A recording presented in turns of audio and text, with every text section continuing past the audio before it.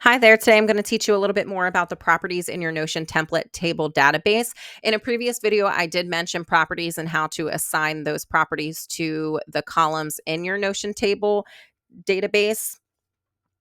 And so let's break it down a little bit more so that I can show you how each of these properties function. So right now I have two tables that are entered into my Notion template.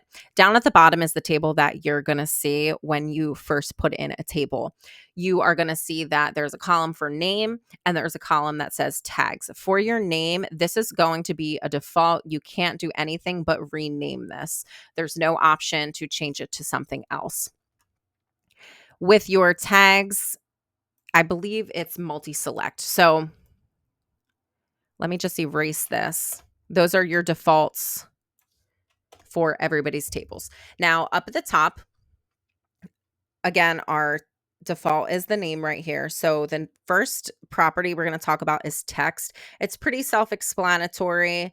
There's no changes we can make, but if there is changes that we want to make to any of these properties, what we would do is we would go and right click on that title of that column and we would go to edit properties. You should populate a little box like this. The type is text, which means that's the property that is dedicated to this column. There is AI options. I personally don't use them. Wrap in view, hide in view, duplicate the property or delete the property. And it's pretty self-explanatory. You just type things in. Now with your numbers, that is a little bit different. We can go to the edit property by right clicking again on the title of the column. When we do that, this edit property box is going to populate. Our type, again, is always going to be whatever that column name is, unless you rename it. But that's the function that we are giving that column. We have the option to choose from a number format. Our number format, we can go in and choose if we're using a different currency, if we need to make it to percents, or if we need to put in some numbers with commas. So you can play around with that depending on your needs.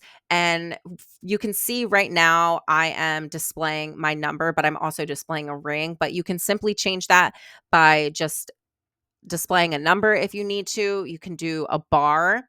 Now you can make this any color you want. And then the divide by is going to be out of like the number.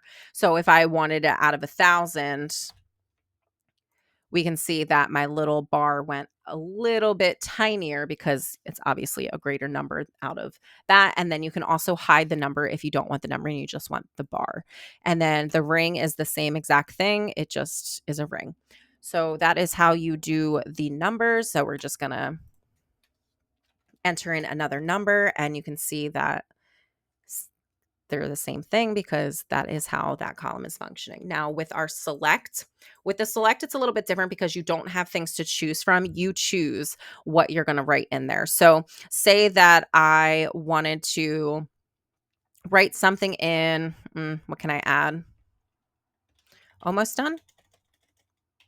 So once we type in whatever we want in our little list, we're going to go to create. And then it's going to be whatever you typed in up here. And we're just going to create that. And then once we do that, we'll add that into our list. And then we'll have that to choose from. If we want to go in and we want to edit the property, it'll be the same thing. We would go in and edit. You can sort by manual alphabetical or reverse alphabetical. You can also go in and add your list in here. So you have that option to add the list in here, or you can just do it already in the template. I prefer to already do it in the template if I know what I'm looking for and what I'm looking to write. And then you can also rearrange these things. And if you want to change the color, you can also click on them, the little arrow, and then you can go in and pick a different color, and then that will change in your list. Now with the multi-select, it's a little bit different because you can have more than one option in your columns, and the select, it's not like that. You can only pick one. So we can go up, we can edit our property. Our type is going to be multi-select. We can sort it. That's the same. And then how our options are also the same for select, where we can go in and we can add things if we want to this way, or we can go in and change the color. The only difference, again, is that you can select multiple things from your list and put it in one box. With our status, let's go in. We can edit our properties. Our type is status. We can show it as, we can select. So it would be like a little drop down menu. Let me see if I can. Okay, there we go. That's our little drop down menu.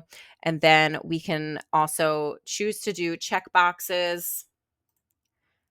If we want to do that, I prefer the little status select. So let me change that back. And then the same thing, you can go in and you can also add to your list on there. And then if you want to go in and set certain things as a default. So if I automatically want all of the things I type in to be my default and say that they haven't been started yet, I'm going to select that as a default. And then we have the option to go in and change the color. And same thing with the other ones. And then with our dates, we can go in, we can edit properties. And we can do our date format. So this could be the full date, and depending on how you want it to be displayed, if you want it the month, day, the year, you would just click on that and you can see there has been a couple changes. And then your time format, you can do it hidden, so you don't have to show the time at all. You can do a 12-hour, or if you prefer military time, you can do 24 hours. So when I'm clicking in each of these empty boxes, a calendar is going to populate. It's going to tell me what the date is. You can set a reminder, and you can also end date. So we're going from 9 to, okay, let's say from today to tomorrow. You can do that and you can see that that's in there. And then you can also include the time. So if I need to change the time, we're going to do from 9 a.m. today till 10 a.m. to 12, a.m. today till 12 a.m. tomorrow. And if you choose not to do that, you can just simply turn those off. You can also edit the format and time zone through this little button here. And that's a quicker way to do it if you don't want to go in and edit the properties. Now, with a person, we can go in, let's go edit that property. You can have somebody, you can have one person that you want in the column, or you can have no limit. I'm just going to put no limit. And then created by, you don't have to put anything for that. You could just put no default. But if you're doing something like who made this row or this column or this document, you can put like, oh, Ashley created this. So for now, I'm just going to put no default. And then with this, you can click in there and you can select one or more people.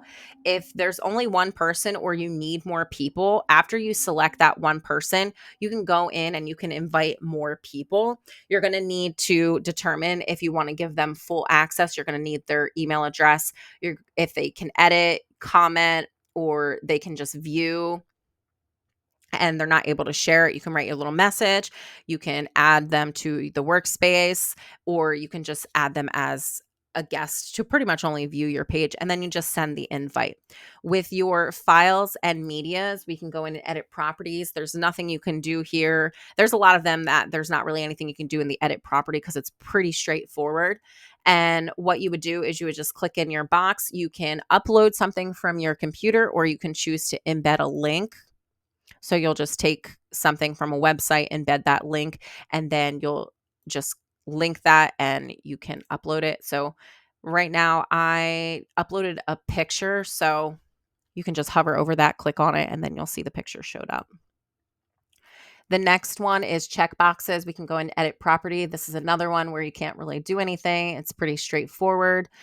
You go in and there's your checkboxes. When you add a new row, a checkbox will appear because that's how your column is functioning. And then last but not least for this video is your URLs. Now, you can edit a little bit in this property. So we'll go to edit property. You have the option to show the full URL, or you can just show a little bit of it. It depends on what you're doing. I personally like to show less of the URL because I don't need it to say www.